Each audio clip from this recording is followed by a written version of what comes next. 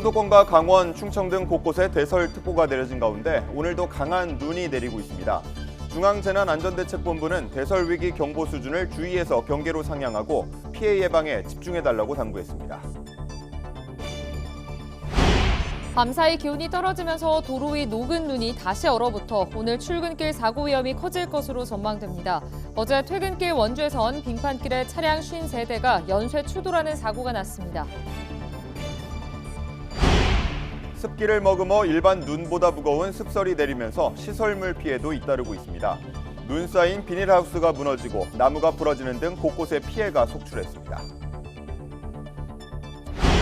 공천 개입 의혹을 수사하는 검찰이 국민의힘 당사를 압수수색하고 공천 관련 자료 등을 확보했습니다. 민주당 등 야권은 대장동과 백현동 사건을 수사한 검사들을 국회 법사위로 불러 탄핵 소추 청문회를 열기로 했습니다. 러시아가 일본에 미국의 미사일이 배치된다면 대응에 나서겠다며 강력 경고했습니다. 어떠한 조치가 이루어질지는 핵 사용 문턱을 낮춘 핵 교리 개정안을 참고하라고 강조했습니다.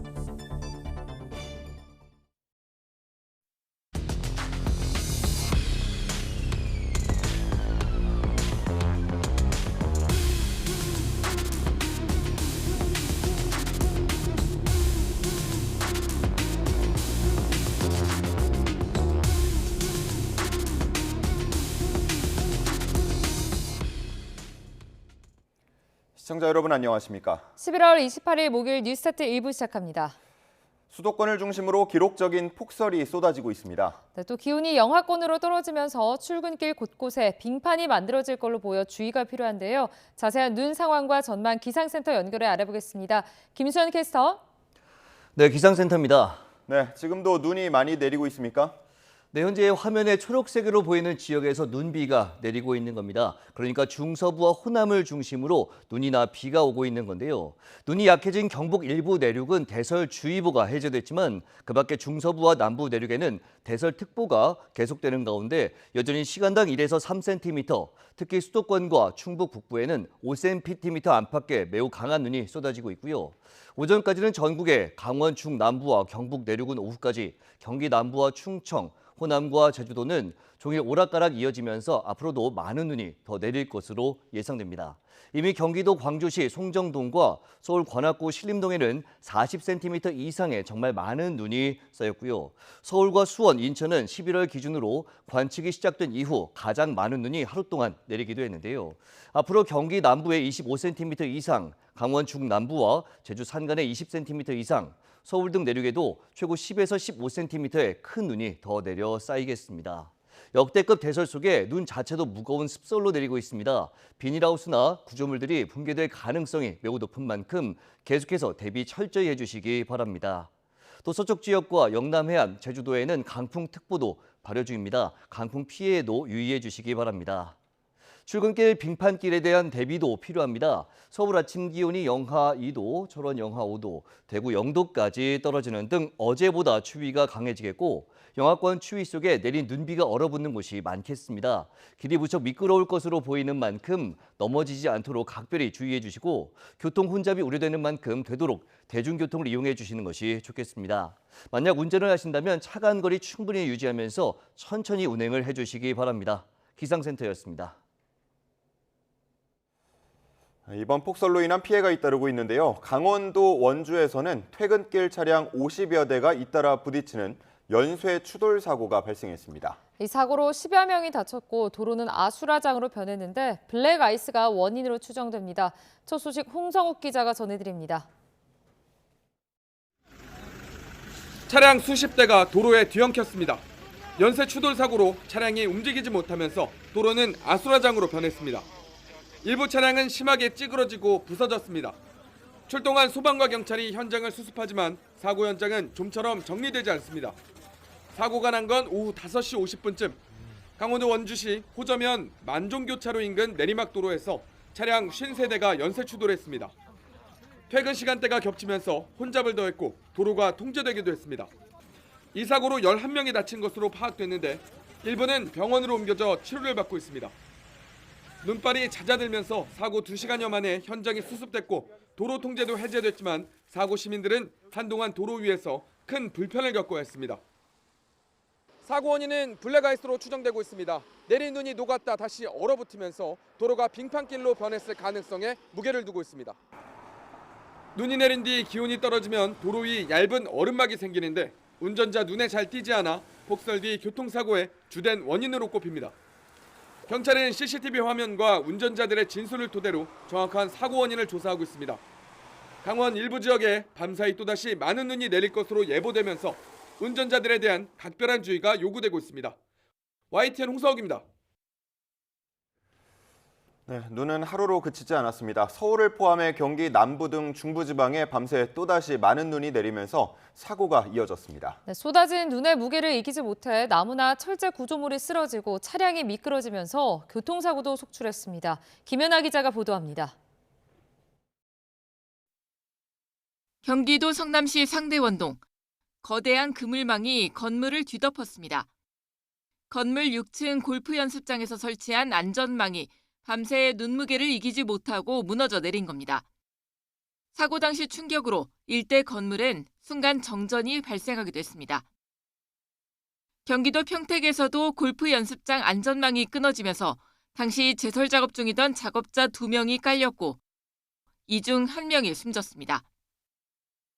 눈길 차량 사고도 이어졌습니다.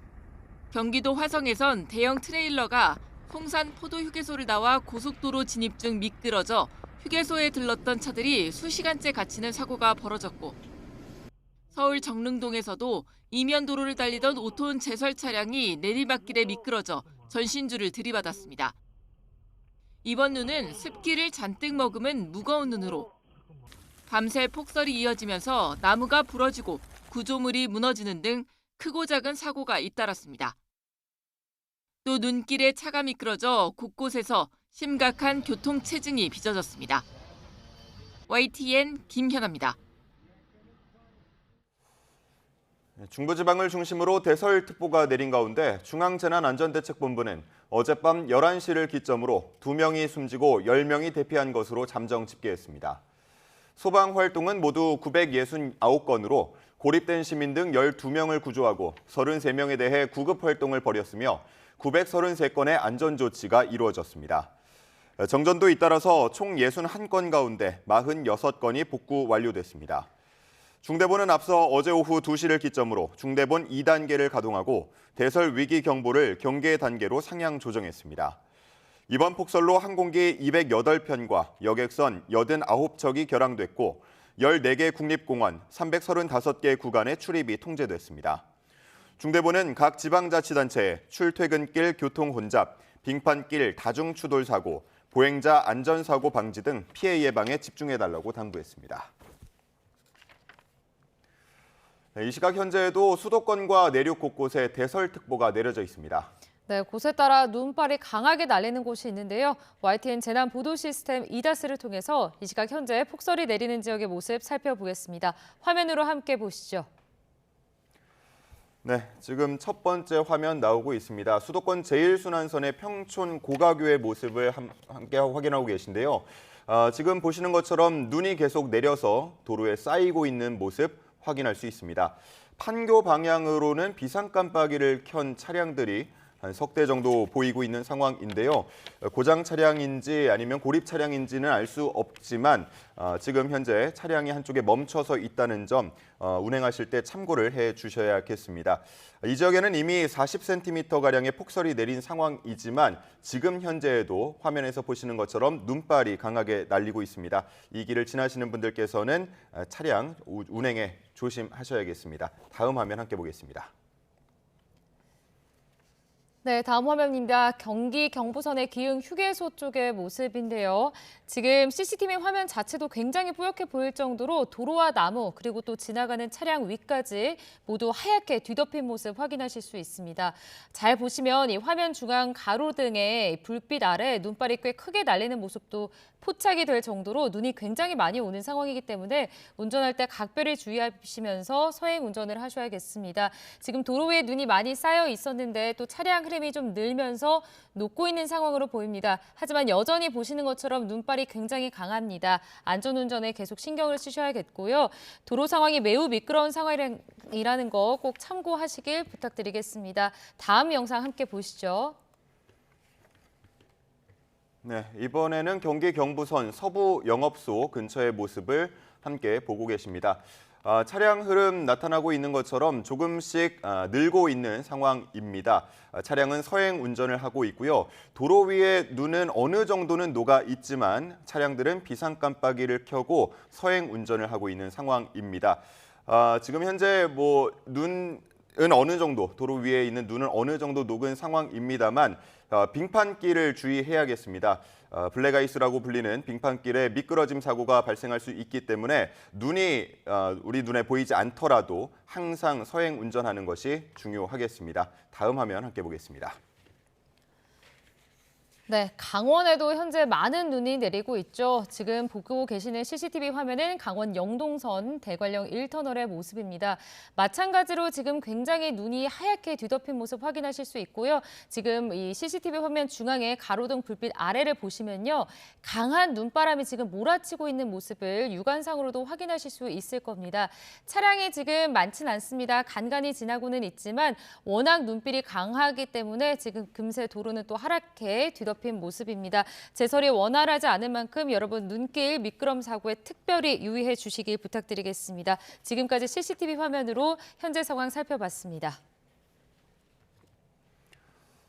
네, 이어서 사고 소식 보겠습니다. 서울 송파구 가락동 아파트 재건축 현장에서 보행자 전용 통로 덮개가 무너지면서 지나가던 행인 3명이 다쳤습니다. 한 명이 심정지 상태로 병원에 급히 이송됐다가 의식을 되찾았는데요. 폭설로 눈이 쌓이면서 무너진 것으로 추정이 됩니다. 정현우 기자의 보도입니다. 바닥에 길게 누워있는 구조물을 소방관과 경찰관들이 안간힘을 쓰며 옮깁니다. 아래는 행인 3명이 깔려 있습니다. 몇 명이에요? 사람 깔린 거 몇 명이에요? 사고가 난 곳은 서울 송파구 가락동 아파트 재건축 공사 현장 옆에 설치된 보행자 전용 통로입니다. 행인 3명이 지나가던 중에 위를 덮고 있던 판이 무너져 내린 겁니다. 떨어질 때 생긴 거센 충격으로 통로 덮개도 이렇게 곳곳이 부러져 있는 모습입니다. 다친 3명 가운데 50대 여성 1명은 심정지 상태로 병원으로 이송됐는데 가까스로 의식을 회복해 중환자실로 옮겨졌습니다. 다른 50대 남성과 60대 남성은 치료를 받고 퇴원한 것으로 파악됐습니다.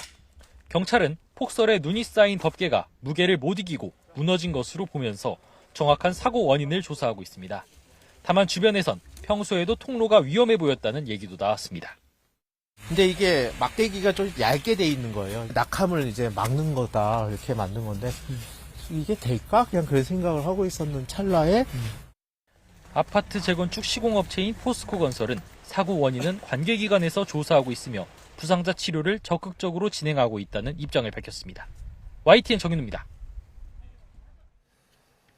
네, 앞서 전해드린 것처럼 이번 폭설로 항공기 수백 편이 결항되거나 지연됐습니다. 승객들은 분통을 터뜨렸고 수화물을 찾는 곳마다 극심한 혼잡이 빚어졌습니다. 염혜원 기자가 보도합니다.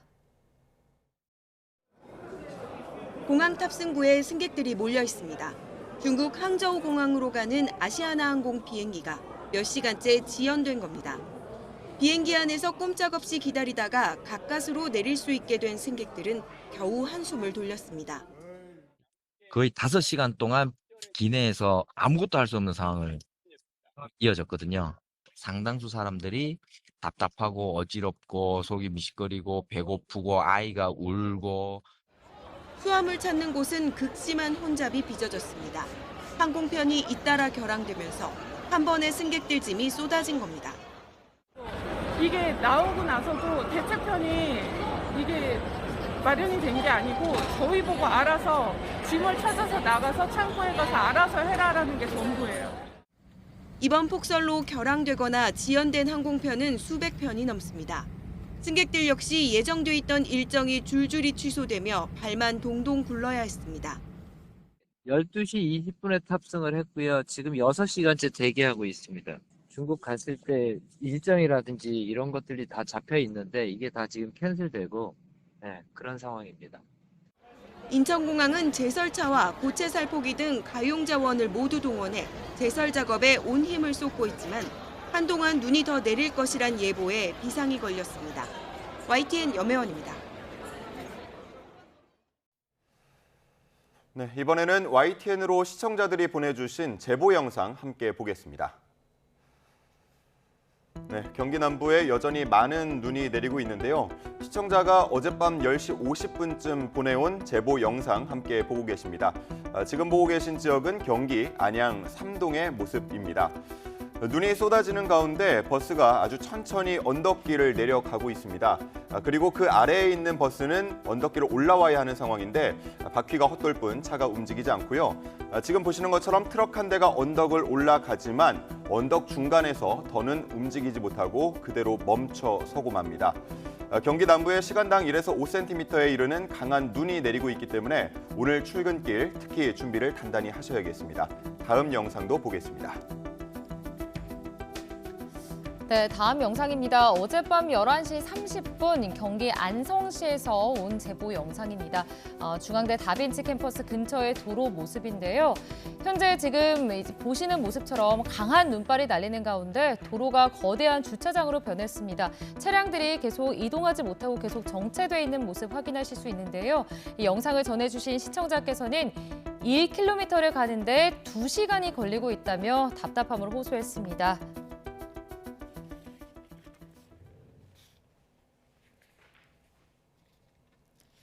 네, 다음 뉴스 계속해서 이어가겠습니다. 공천 개입 의혹을 수사하는 검찰이 국민의힘을 압수수색했습니다. 김영선 전 의원 공천 과정을 집중적으로 확인하겠다는 건데 이런 가운데 명태균 씨의 구속적 부심사는 법원이 기각했습니다. 이명준 기자가 전해드립니다. 검찰 수사관이 서류 봉투를 들고 국민의힘 중앙당사에서 빠져나옵니다. 검찰은 전격적으로 국민의힘 중앙당사 조직국에 대한 압수수색을 진행했습니다. 국민의힘 당사까지 압수수색하시는 이유가 뭔가요? 명태균, 김영선 씨 관련 자료 확보하셨나요? 검찰은 국회에 있는 국민의힘 기획조정국 사무실도 압수수색했습니다. 지난 2022년 국회의원 재보궐선거가 진행된 창원 의창 등 7개 지역구의 공천 관련 자료 등을 확보하기 위해서입니다. 검찰은 당무감사 자료와 공천 관련 서류 등을 확인한 것으로 전해졌습니다.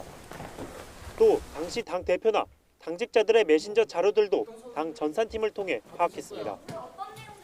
검찰은 지난 2022년 공천 과정을 면밀히 살펴보고 있는 것으로 알려졌습니다. 국민의힘을 압수수색한 검찰은 당시 공천관리위원회 관계자들에 대한 조사도 진행할 것으로 보입니다. 이런 가운데 명태균 씨가 청구한 구속 적부 심사를 법원이 기각했습니다. 이에 따라 명 씨의 구속 기간은 기존 다음 달 3일에서 5일로 연장됐습니다. 검찰은 채용 청탁 의혹 등 다른 의혹 수사도 이어갔습니다. 대통령실 행정요원을 소환 조사한 데 이어 지난 2021년 7월 1억 원을 건넨 의혹의 당사자인 안동 지역의 재력가를 불러 조사했습니다. 본인 이름으로 입금하신 거 맞나요? 명태균 씨의 구속기간 만료가 일주일 남짓 남은 상황에서 검찰은 압수수색과 관련자 소환 조사로 수사에 속도를 내는 모양새입니다. YTN 이명준입니다. 이재명 대표의 위증교사 1심 무죄 판결로 기세를 회복한 민주당이 검찰을 향해 다시 칼을 빼들었다는 분석이 나옵니다. 또 한 차례 검사 탄핵 청문회를 예고했고 또 여기에 예산안 심사에서도 정부 여당을 강하게 몰아붙이고 있습니다. 정인용 기자입니다. 국회 법제사법위원회가 다음 달 11일 검사 2명의 탄핵 청문회를 열기로 야당 주도로 의결했습니다. 강백신 검사는 지난해 대선 개입 여론조작 사건에서 위법한 압수수색을 했다는 의혹으로, 어미중 검사는 지난 2011년 한명숙 전 총리 불법 정치자금 수수 사건 재판에서 허위 증언을 종용했다는 사유로 탄핵 대상이 됐습니다.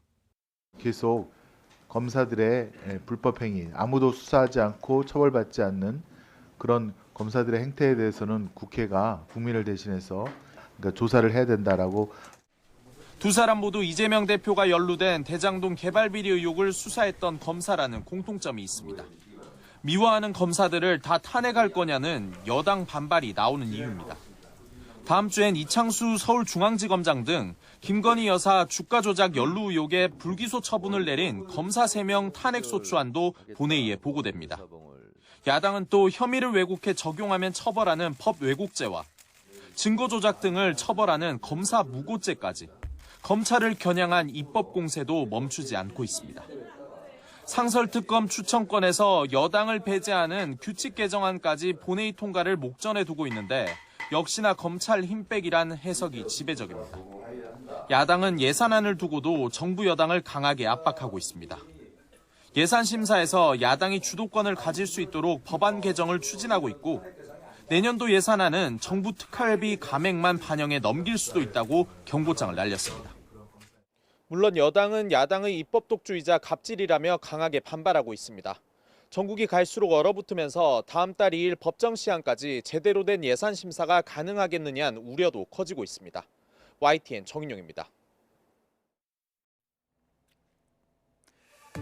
이번엔 오늘의 주요 재판 알아보겠습니다.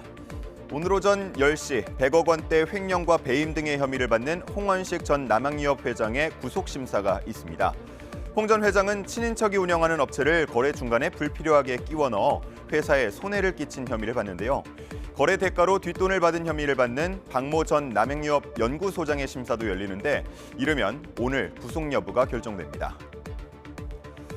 비슷한 시각 백현동 로비스트로 알려진 김인섭 씨와 관련해 대법원의 판결도 있을 예정입니다.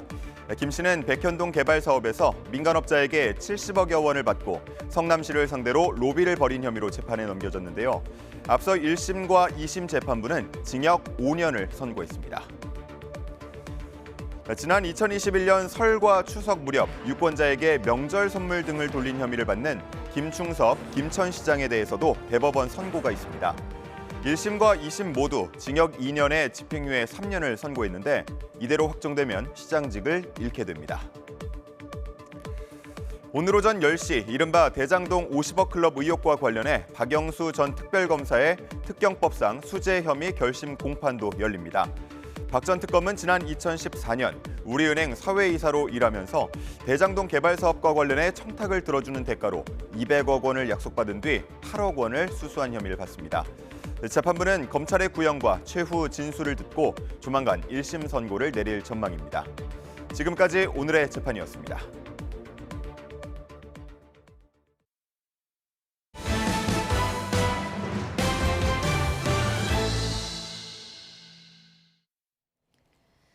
러시아가 개정 핵 교리를 거론하며 일본에 미국 미사일이 배치되면 적절한 대응 조치에 나설 것이라고 경고했습니다. 또 우크라이나에 핵무기를 제공하겠다는 서방 일각의 아이디어는 미친 짓이라고 비난했습니다. 박영진 기자가 보도합니다. 러시아는 우크라이나에 핵무기를 배치하는 것은 미친 짓이라면서 세계를 재앙에 빠뜨릴 거라고 경고했습니다. Безответственные действия киевского режима и его западных кураторов могут поставить весь мир на грань катастрофы. И я думаю, что мировое большинство это прекрасно понимает. 이런 상황을 막기 위해 러시아가 우크라이나에서 군사작전에 나선 것이라고도 주장했습니다. 또 미국의 타이완 유사시 일본과 필리핀에 미사일 부대를 배치할 방침이란 교도통신의 보도에도 격앙된 반응을 쏟아냈습니다. Лишь подогревает гонку вооружений, повышает уровень конфликтности и ведет к нарастанию стратегических рисков. 실제로 러시아의 안보에 위협이 될 것이라며 이에 대응해 필요한 조치를 할 수밖에 없다고 강조했습니다. 그러면서 어떠한 보복이 될지는 개정된 핵 교리를 참고하라고 경고했습니다. 앞서 세르게이 랴브코프 러시아 외무차관도 미국이 아시아에 미사일을 배치하면 러시아도 하겠다고 엄포를 놓은 바 있습니다. 푸틴 러시아 대통령은 지난 19일 핵무기 사용 조건을 완화한 개정 핵 교리를 승인했습니다. 러시아가 핵무기를 사용할 수 있는 상황이 국가 존립을 위협할 때에서 국가 주권과 영토 보전에 중대한 위협을 줄 때로 낮아졌습니다. 또 비핵 보유국이 핵 보유국의 지원을 받아 러시아를 공격해도 핵 공격 대상이 됩니다. YTN 박영진입니다. 윤석열 대통령이 우크라이나 대통령 특사단을 만나 러시아와 북한 간 군사 협력으로 인한 안보 위협에 실효적인 대응 방안을 강구해 나가자고 말했습니다. 양측은 도널드 트럼프 당선인 등 미국과도 원팀으로 소통해 나가기로 했습니다. 강민경 기자의 보도입니다. 윤석열 대통령이 루스템 우메로프 국방부 장관을 단장으로 한국을 찾아온 우크라이나 특사단을 만났습니다. 볼로디미르 젤렌스키 우크라이나 대통령이 지난달 29일 윤 대통령과의 통화에 대한 후속 조치로 특사단을 파견한 겁니다. 윤 대통령은 특사단을 환영하며 러북 군사협력으로 인한 안보 위협에 대처하기 위해 한국과 우크라이나가 실효적인 대응 방안을 강구해 나가길 바란다고 말했습니다. 윤 대통령은 앞서 중장 진급 장교들의 보직 신고를 받는 자리에서도 북한의 러시아 파병을 언급하며 군의 철저한 대응을 촉구했습니다. 앞으로 12,000여 명의 참전 북한군이 100만이 넘는 북한군 전체의 실전 경험을 공유할 수 있는 만큼 군의 철저한 대비가 요구됩니다. 우크라이나 특사단은 신원식 국가안보실장과 김용현 국방부 장관도 차례로 만났는데 이 자리에서 최근 전쟁 상황과 북한의 파병군 동향 등에 대해 소상히 설명했다고 대통령실은 밝혔습니다. 이어 한국과 우크라이나가 앞으로 북한의 러시아 파병과 러북 간 무기, 기술 이전에 대한 정보 공유를 지속하기로 했다고 대통령실은 설명했습니다. 양측은 미국과도 긴밀히 소통하기로 했는데 현 바이든 행정부는 물론 트럼프 당선인도 우크라이나 사태에 대한 원팀 대응을 강조하는 만큼 3국의 공조 수위를 높이겠다는 입장입니다. 한편 일부 외신에선 우크라이나 특사단이 우리 정부에 무기 지원을 요청할 거라고 보도했는데 대통령실 관계자는 민감한 안보 사안인 만큼 관련 대화가 오고 갔는지는 공개하기 어렵다고 밝혔습니다. YTN 강민경입니다. 도널드 트럼프 미국 대통령 당선인은 우크라이나 전쟁 종결 문제를 전담할 특사로 군 장성 출신의 키스 켈로그 전 부통령 국가안보보좌관을 지명했습니다. 트럼프 당선인은 성명을 내고 켈로그 장군을 대통령 보좌관이자 우크라이나 러시아 특사로 지명하는 것을 매우 기쁘게 생각한다고 밝혔습니다. 베트남 전 참전용사 출신의 퇴역 육군 중장인 켈로그 지명자는 트럼프 집권 1기 때 마이크 펜스 부통령의 국가안보보좌관과 국가안보회의 사무총장을 맡았습니다. 트럼프 미 대통령 당선인이 과거 집권 1기에 북한 김정은 위원장을 만난 데에는 내심 노벨 평화상을 받겠다는 목적성이 있었다는 평가가 나옵니다. 네, 트럼프 당선인이 내년에 이 상을 받을 후보로 추천을 받았습니다. 어떤 내막인지 황보선 기자가 전해드립니다. 트럼프는 세계 평화에 크게 이바지했다. 앞으로도 더 많은 일을 할 수 있다. 이렇게 적은 노벨 평화상 추천 서한을 노벨위원회에 보낸 사람은 올렉산드르 메레주코, 우크라이나 여당 인민의 종 소속 의원입니다. 2020년 9월 이스라엘이 바레인, 수단 등 아랍국들과 아브라함 협정으로 수교한 게 트럼프 덕이라며 추천 사유로 들었습니다. 트럼프 집권 당시 미국이 우크라이나에 대전차 미사일을 수출한 것도 세계 평화를 위한 지도력을 보여준 사례라고 치켜세웠습니다. 메레주코 의원은 현지 매체 노벨 평화상 추천 속내를 드러냈습니다. 트럼프의 관심을 끌어 우크라이나의 생존을 도울 기회로 삼고 싶다고 얘기했습니다. 순수한 추천이라기보다 러시아와 전쟁을 벌이는 우크라이나에 무기 공급을 끊지 않도록 하겠다는 겁니다. 러시아 관영 타스통신은 우크라이나 군사 지원을 중단할 가능성이 큰 트럼프의 마음을 바꾸려는 후의 시도라고 깎아내렸습니다. 이익을 전제로 한 거래를 좋아하는 트럼프의 사업가 성향을 이용한다는 분석도 나왔습니다. 워싱턴 포스트는 우크라이나의 정치인과 사업가들이 우크라이나에 매장된 천연가스, 리튬 등을 미끼로 트럼프 당선인을 설득 중이라고 보도하기도 했습니다. 트럼프 당선인은 선거 과정에서 우크라이나 전쟁에 신속한 종전을 공언했고 현 바이든 정부의 군사 지원에 회의적 입장을 비치기도 했습니다. 그는 앞서 1기 집권 시절에 김정은 북한 국무위원장과 담판으로 노벨 평화상을 노렸던 만큼 내년 임기 시작과 함께 우크라이나 전쟁을 얼른 마무리 짓는 데도 같은 이유로 관심을 둘 것으로 보입니다. YTN 황보선입니다. 이스라엘과 무장정파 헤즈볼라의 휴전이 발효되자 레바논 정부는 헤즈볼라가 철수하는 지역에 자국 정부군 병력을 대폭 늘려서 지키겠다며 이스라엘에도 약속 이행을 촉구했습니다. 국제사회는 가자지구 전쟁도 휴전되기를 기대하고 있는데 아직 이스라엘과 팔레스타인 무장정파 하마스는 생각이 달라 보입니다. 런던에서 조수연 특파원이 보도합니다. 레바논 정부군 탱크들이 남부 타이르 지역으로 진입합니다. 이스라엘 국경 인근 레바논 리타니강 이남 완충지대의 치안 통제를 위해 정부군 배치가 강화되는 겁니다. 레바논 정부는 이스라엘과 헤즈볼라의 휴전 합의에 따라 남부에 배치한 정부군 병력을 10,000명으로 증강한다고 밝혔습니다. 이스라엘군은 레바논 남부에서 철수하고 헤즈볼라는 리타니강 북쪽으로 물러나야 합니다. 나지브 미카티 레바논 총리는 이스라엘도 철군 약속을 지킬 것을 촉구했습니다. 이런 가운데 레바논 남부를 떠났던 피란민들의 귀향 행렬이 이어지고 있습니다. 이스라엘군의 완전 철수가 이루어질 때까지 이동하지 말라는 당국의 지침이 있었지만 휴전이 발효되자마자 피란민들은 집으로 향하기 시작했습니다. بس امبارح قالوا في وقفة الأقمار الساعة 4 مشيت 4:10 وطالع على جنوب على معركة وشعور لا تتخيل. 이번 휴전이 13개월째 지속 중인 이스라엘과 하마스의 가자지구 전쟁에 미칠 영향도 관심입니다. 휴전이 발효되자 하마스는 자신들도 휴전 합의와 포로 교환에 나설 준비가 돼 있다며 유화적인 신호를 보냈습니다. 하지만 네타냐후 총리는 하마스를 지원해온 이란의 위협에 집중하면서 하마스를 더 고립시킬 것이라고 밝혀 온도차를 드러냈습니다. 국제사회는 중동의 두 전쟁이 끝나기를 기대하고 있습니다. 그러나 미국의 압박 속에 일단 헤즈볼라 휴전으로 시간을 번 네타냐후 총리는 이란과 하마스에 대한 강경 기조를 당장은 굽힐 기미를 보이지 않고 있습니다. 런던에서 YTN 조수현입니다.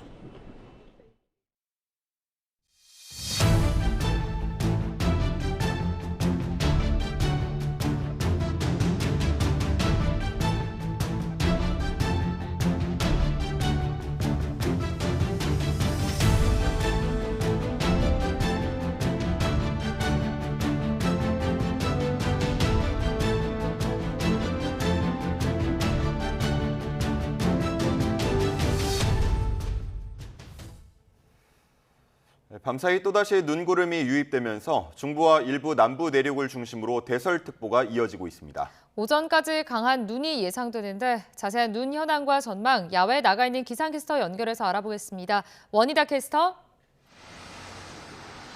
네, 서울 광화문에 나와 있습니다. 네, 서울은 여전히 눈발이 강해 보이네요.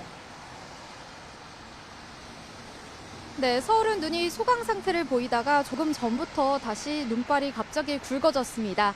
특히 경기도 이천 등지로는 시간당 5cm 안팎의 강한 눈이 집중되면서 이틀째 폭설이 비상인데요. 여기에 영하권 추위까지 나타나면서 도로 곳곳이 빙판을 이루고 있습니다. 출근길 보행자와 운전자 모두 미끄럼 사고에 유의하시기 바랍니다. 어제부터 계속해서 이례적인 폭설이 쏟아지고 있습니다. 누적 적설량을 살펴보겠습니다. 이미 경기도 광주와 군포, 서울 관악구에는 40cm 안팎의 눈폭탄이 떨어졌고 수원과 인천에서도 11월 기준으로 관측 이래 가장 많은 눈이 내려 쌓였습니다. 지금도 중부와 호남, 제주도를 중심으로 눈이 오고 있습니다. 서울과 경기 남부, 영서 남서부와 충북 북부에는 대설경보가, 그 밖에 중부와 남부 곳곳으로는 대설주의보가 발효 중이고요. 이들 지역은 오늘 오전까지 시간당 1에서 최고 5cm 안팎까지 강한 눈이 집중되겠습니다. 여기에 서쪽 지방과 해안가, 제주도를 중심으로는 강풍특보도 내려져 있어 지속적인 주의가 필요합니다. 오늘 하루 동안 경기 남부와 강원, 충북과 제주 산간 많은 곳에 최고 15cm 이상, 서울과 인천, 전북 동부에도 3에서 많게는 8cm의 추가 적설이 예보됐습니다. 습설로 인해 비닐하우스 붕괴 등 피해가 발생하지 않도록 조심하시기 바랍니다. 덩달아 추위도 문제입니다. 현재 서울 기온은 영하 0.1도, 파주 영하 2.5도까지 내려가 어제보다 조금 더 낮은 상황입니다. 출근길 영하권 추위가 이어지는 만큼 보온에 각별히 신경 써주시고요. 눈이 내리는 지역에서는 사전에 교통정보 잘 확인하시기 바랍니다. 지금까지 서울 광화문에서 YTN 원희다입니다. 11월에 쏟아진 이례적인 눈폭탄의 원인으로 전문가들은 평소보다 많이 뜨거운 바다를 꼽습니다. 네, 이에 더해 대기 상층 제트기류에서 떨어져 나온 찬 공기가 한 곳에 머무르면서 더 많은 눈을 퍼부었습니다. 장아영 기자입니다. 117년 만에 11월 폭설. 첫 번째 원인은 그 어느 때보다 뜨거운 바다입니다. 현재 서해 수온은 13도에서 15도로 평년보다 2도 정도 높습니다. 올여름 지구온난화로 한반도 주변 바다는 역대 최고 온도를 찍었는데 뜨겁게 데워진 바다가 초겨울까지 식지 않은 겁니다. 여전히 뜨거운 바다 위를 매우 찬 공기가 덮쳤습니다. 10km 상공에 있는 상층의 제트기류에서 분리된 전리 저기압이 반시계 방향으로 돌면서 찬 공기를 지상으로 끌어내린 겁니다. 1.5km 상공과 바다의 온도차는 25도 넘게 벌어졌습니다. 서해가 공급한 열과 수증기가 찬 공기와 만나면서 서울을 비롯한 수도권에 주기적으로 눈 폭탄을 뿌렸습니다. 한반도 북쪽에 자리 잡은 전리저기압은 오늘까지 머무르며 눈구름을 끌어들일 예정입니다. 현재 서해상의 해수면 온도가 평년 대비 높은 상태로 눈구름이 강하게 발달하였고 기온도 영하권으로 내려가면서 같은 강수량에도 적설 효율이 좋아 더 많은 눈이 내릴 것으로 예상됩니다. 이례적인 열대야와 9월 늦더위에 이은 이례적인 11월 폭설까지 모두 역대 가장 뜨거운 한반도 주변 바다가 불러온 날씨입니다. YTN 장하영입니다. 국민의힘에서 당원 게시판 논란이 개파간 난타전 양상으로 치닫고 있습니다. 김건희 여사 고모도 한 대표를 비난했다는 친한계 주장까지 나왔습니다. 임성재 기자의 보도입니다. 당원 게시판 논란으로 다소 수세에 몰린 친한동훈계는 김건희 여사 고모 의혹까지 꺼내들며 반론을 펼쳤습니다. 한 대표는 비난을 넘어 저주의 대상이 됐어도 이를 문제 삼지 않았는데 친윤계를 중심으로 한 대표와 가족을 향한 공격을 멈추지 않고 있다는 겁니다. 그건 한동훈과 한동훈 가족이 맞다 하면서 그 집안이 벼락 맞아서 해야 된다. 제 표현이 아니고 김건희 여사 고모의 표현입니다. 또 별다른 문제가 없다는 당 차원의 전수조사 결과를 믿지 못하겠다면 이를 같이 검증하자며 친윤계를 향해 공개 제안했습니다. 친윤계 쪽에선 결코 어렵게 갈 일이 아니라며 문제가 된 글의 작성자가 한 대표 가족인지 여부만 밝히면 되는 간단한 문제라고 거듭 강조했습니다. 핵심은 이게 그 한동훈 대표가 썼느냐 안 했느냐, 가족 명의가 도용됐느냐 아니냐, 가족들이 썼느냐 안 썼느냐 이 문제잖아요. 비교적 개파색이 옅은 의원들도 가래로 막을 일을 굴착기로도 못 막게 된다면서 일단은 친윤계 주장에 힘을 싣고 있습니다. 물론 당내에선 갈등 상황이 계속되면 당이 추진하는 변화와 쇄신은 물론 이재명 재판 리스크 등 시시각각 변하는 전국 상황에 기민한 대처가 어렵다는 자주 섞인 반응도 감지됩니다. 하지만 동일 출처의 글이 한 대표 어머니와 장모 이름으로 잇따라 올라온 정황 등 연일 새로운 의혹이 불거지며 논란은 쉽게 가라앉지 않고 있습니다. 당원 게시판 논란이 3주가량 이어지면서 민생과 쇄신에 당력을 집중해야 할 때 분열상만 노출했다는 비판이 적지 않습니다. 결국 한동훈 대표의 리더십으로 조속히 출구 전략을 마련해야 한다는 지적입니다. YTN 임성재입니다. 민주당이 김건희 여사 특검법이 부결되면 한동훈 대표는 토사구팽 당할 것이라고 밝혔습니다. 국민의힘은 단일 대우를 자신했습니다. 이준엽 기자입니다. 민주당은 김건희 여사 특검법 제2요구, 즉 거부로 윤석열 정권의 몰락은 필연이 됐다며 다음 달 10일 재표결을 앞둔 전방위 공세에 시동을 걸었습니다. 특히 국민의힘 한동훈 대표를 향해 특검법이 부결되면 토사구팽될 거라며 찬성표를 던져 독자 생존의 길을 찾으라고 압박했습니다. 윤석열 대통령 부부와 공존 공생하는 길은 없다는 사실을 누구보다 한동훈 대표 본인이 잘 알 것입니다. 대통령 부부의 최근 휴대전화 교체를 증거인멸로 규정하고 증거보전 청구를 검토키로 했고 명태균 씨의 의혹을 겨냥한 쪼개기 고발에도 나섰습니다. 다양한 종류에 대해서 종합적으로 하지 않고 쪼개서 법적 고발을 단계적으로 추진할 예정이고요. 반면 국민의힘은 야당이 당원 게시판 논란 등 여권 분열을 기대하고 특검법 재의결을 미뤘겠지만 통과되는 일은 전혀 없을 거라고 선을 그었습니다. 이거는 정략적인 목적, 그러니까 우리 국민의힘 내부 분열을 이용한 정치적 목적이다 이거는.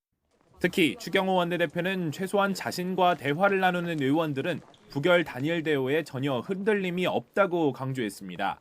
한동훈 대표도 이탈표 확대를 노리는 야당의 전략이 당내 미칠 영향은 없다고 못 박았습니다. 민주당 사정 때문에 우리 국민의힘의 정치가 좌지우지되거나 영향받지는 않습니다. 다만 당내에선 재표결에 참석은 하되 기표소에 들어가지 않는 집단기권 방식으로 이탈표를 원천 차단해야 한다는 제안까지 나오며 논란이 일었습니다. 야당은 물론 여당에서도 국회의원의 표결권을 침해하는 거란 지적 속에 추경호 원내대표는 아직 투표 방식을 정한 건 아니라며 진화에 나섰습니다. 민주당으로서는 재표결 시점까지 미뤄가며 김여사 특검법 통과에 총력을 기울이고 있지만 국민의힘 역시 당내 결집에 사활을 건 만큼 양측의 수싸움은 더욱 치열해질 전망입니다. YTN 이준엽입니다.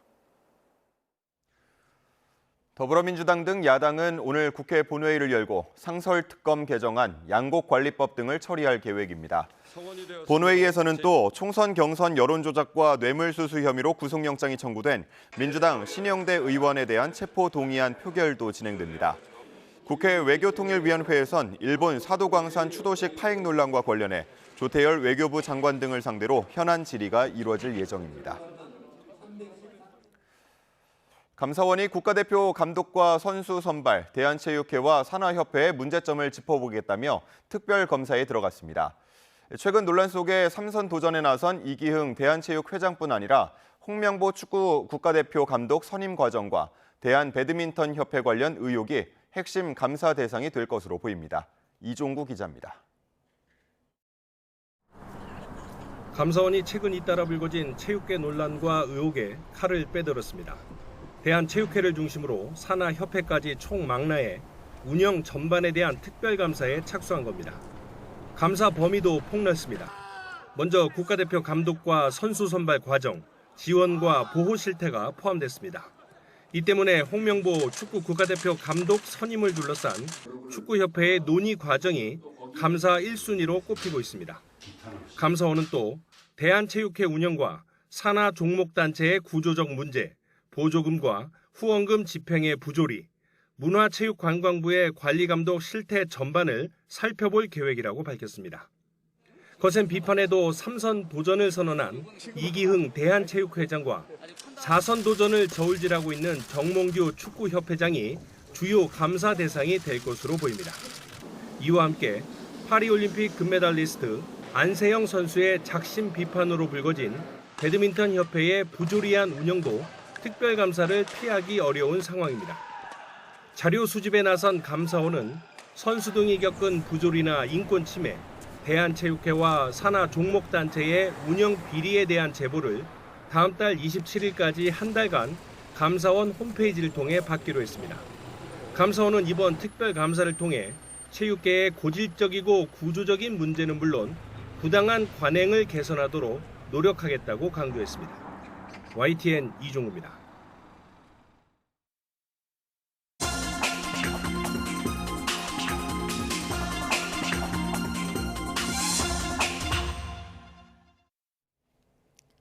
오늘의 글로벌 픽입니다.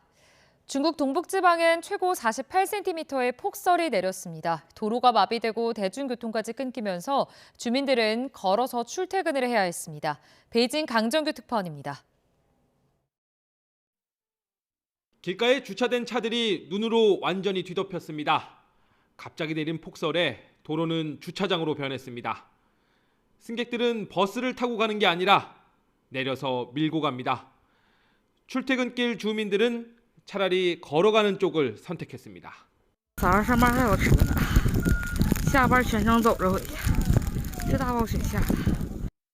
중국 동북지방에 눈폭탄이 쏟아졌습니다.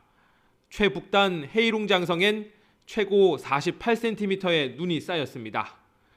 11월 기준으로는 가장 많은 적설량입니다. 它将会使得来自海上的大量水汽涌入到东北地区的上空，那这就给大规模的降雪出现制造了条件。 빙판길로 변한 간수성의 고속도로에선 30km에 달하는 정체가 빚어졌습니다. 서북 신장 고산길에선 300대 넘는 차량이 고립되기도 했습니다. 각지의 철도와 공항도 제설 전쟁에 돌입했습니다. 밤사이 수도 베이징에도 눈발이 날렸지만 기상 관측상 첫눈 기준엔 못 미쳤습니다. 베이징에서 YTN 강정규입니다. 38살의 칠레 최연소 대통령이 10여 년 전 성희롱 이메일을 보냈다는 혐의로 고소를 당했습니다. 대통령은 사실 무근이라고 반박했지만 앞서 다른 내각 인사도 성범죄로 물러난 터라 곤혹스러운 처지입니다. 김도환 기자가 전해드립니다. 2년 전 취임한 가브리엘 보리치 대통령. 올해 38살로 칠레 최연소 대통령입니다. 임기 절반을 지났는데 10여 년 전 성희롱을 저질렀다는 혐의로 최근 고소를 당했습니다. 하원 의원에 출마할 무렵인 2013년 27살이었을 때 한 여성에게 부적절한 이메일을 보냈다는 겁니다.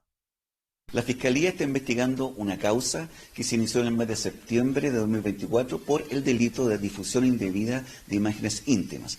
사건이 있었다는 10여 년 전 보리치 대통령은 학생운동 지도자로 이미 유명 인사였습니다. 보리치 대통령은 근거 없는 고소라며 오히려 고소장을 낸 여성이 자신을 스토킹했다고 반박했습니다. 또 고소인과는 아무 사이도 아니고 2014년 이후 전혀 연락이 없었다고 덧붙였습니다. De correos electrónicos, 25 correos electrónicos, cuyo contenido no voy a comentar en detalle, pero sí puedo decirles que en uno de ellos se le hizo envío de imágenes de carácter explícito, no solicitadas y no consentidas por parte del presidente. 칠레에서는 최근 내무차관이 부하 직원을 성폭행한 혐의로 체포돼 사임했습니다. 집권 좌파 연합으로선 내년 대선을 앞두고 잇따라 악재가 터지는 모습입니다. 칠레 검찰은 전담팀을 꾸려 수사에 나섰지만 혐의가 인정되더라도 보리치 대통령의 임기가 끝나는 내후년 3월 이후에나 기소할 수 있습니다. YTN 김도원입니다.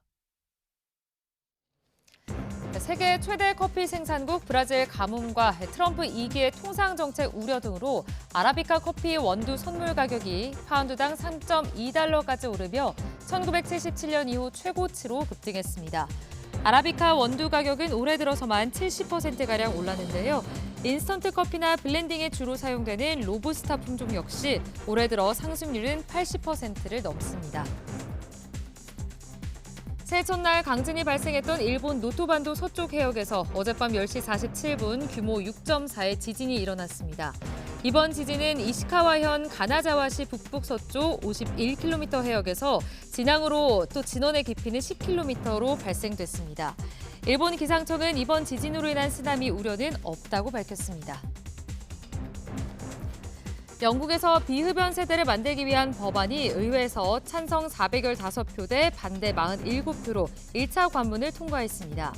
현재도 미성년자에게 담배 판매가 금지돼 있지만 이 법안이 통과되면 2009년과 그 이후 출생자는 성인이 돼도 담배를 살 수 없습니다. 뉴욕과 뉴저지, 메릴랜드 등 미국 동부를 휩쓴 화장품 가게 절도단이 현지 당국에 붙잡혔습니다. 미국 뉴욕 퀸즈 검찰은 5명을 체포해 기소했다고 현지 시각 26일 밝혔는데요. 이들은 미국의 유명 화장품 가게를 돌며 향수와 고급 화장품 등 $200만, 우리 돈으로 28억 원어치를 물건을 훔친 혐의를 받고 있습니다. 지금까지 글로벌 픽이었습니다. 이른바 논술 문제 유출 논란을 빚은 연세대학교가 다음 달 8일 추가 시험을 진행하기로 결정했습니다. 두 번의 시험에서 각각 합격자를 모두 선발한다고 밝히면서 최대 합격자가 2배로 늘어나게 됐습니다. 윤웅선 기자가 보도합니다. 연세대학교가 수시 모집 자연계열 논술 전형 추가 시험을 결정했습니다. 지난달 12일 자연계열 논술 시험에서 문제 유출 논란을 빚은 뒤 한 달 반 만입니다. 연세대는 입장문을 통해 신속한 후속 조치를 하지 않았다는 비판을 겸허히 받아들인다며 수험생과 학부모에게 사과한다고 밝혔습니다. 또 논술 유출과 관련해 단기간 내에 법원 판단을 받는 게 어렵게 됐다며 추가 시험, 즉 2차 시험 시행을 결정했다고 설명했습니다. 2차 시험은 다음 달 8일 진행되고 결시생을 제외한 1차 시험 응시생 전원이 대상입니다. 연세대는 1차와 2차 둘 중 어떤 시험에서 합격하든 올해 연세대 논술 전형 합격자로 선발할 예정이라고 강조했습니다. 원래 연세대는 수시 모집 자연계열 논술 전형으로 261명을 뽑을 예정이었는데 최대 합격자가 2배인 552명이 된 겁니다. 수험생들은 환영하는 분위기입니다. 저희는 이 재시험이 목표였고 재판부 판결을 기다리지 않고 이렇게 발표하는 데 대해서는 굉장히 감사한 부분이고, 하지만 소송을 제기한 수험생 측은 연세대가 1차 시험은 추가 합격까지 더해 261명 전원을, 2차 시험은 최초 합격자만 뽑겠다고 밝히는 등 공정성 침해를 제대로 인정하지 않고 있다며 소송을 이어가겠다는 입장을 냈습니다. 교육부는 입시 혼란을 초래한 연세대에 추후 수사 결과 등에 따라 엄정 조치할 예정이라고 밝혔습니다. 또 연세대의 추가 모집은 대학 과실 때문이라며 신입생 초과 모집 인원 처리 기준에 따라 오는 2027학년도 모집 인원에 대한 감축 명령이 가능하다고도 덧붙였습니다. YTN 윤홍성입니다. 오늘로 예고됐던 서울 지하철 9호선 일부 구간 경고 파업이 철회됐습니다. 서울교통공사는 공공운수 사회서비스 노조 9호선 지부와 사측 간 협상에 진전이 있어 경고 파업을 우선 철회하고 교섭을 이어나가게 됐다고 밝혔습니다. 서울교통공사 9호선 운영부문은 노조와 아직 합의점을 찾지는 못했지만 노조가 예고한 다음 달 6일 총파업 전까지 성실하게 협상에 임하겠다고 밝혔습니다. 네, 이상으로 뉴스타트 1부 마칩니다. 잠시 후 2부가 이어집니다. 시청해주신 여러분 고맙습니다.